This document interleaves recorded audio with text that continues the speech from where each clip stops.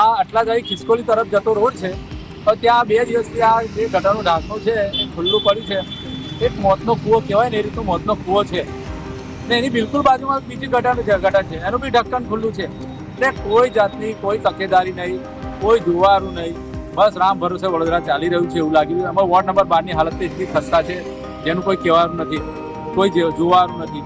મેં તો એવું કહું છું, પેલા ચૂંટાયેલા પ્રતિનિધિઓ એમને બી કહું છું, તમે રોડ પર જાઓ છો, આવો છો, તો તમે આટલું તો ધ્યાન રાખો. પણ પ્રજાને કંઈ અનહોની સર્જાઈ માંજલપુર જેવી, તો એમાં કોણ જવાબદારી લેશે?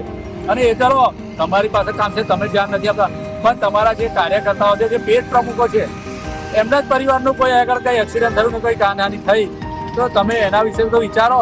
એટલે કહેવા માંગુ છું ચૂંટાયેલા પ્રતિનિધિઓને અને કોર્પોરેશનના અધિકારીઓને કે કોઈ દુર્ઘટના ના સર્જાય એના માટે આ વહેલી તકે આ ગટરના ઢાંકણાનું રિપેરિંગ કરે અને કામગીરી કરે. કેમ કે જો એટલું ડેન્જર હાલતમાં છે આ ગટરનું ઢાંકણું, જો કોઈ બાઇકવાળો અથડાયો એના રામ રમી જવાના અને રામ ના રમ્યા તો બાજુમાં જે હોસ્પિટલ છે એમાં 100% એને દાખલ થવાનું જ છે. એટલું લખી રાખજો.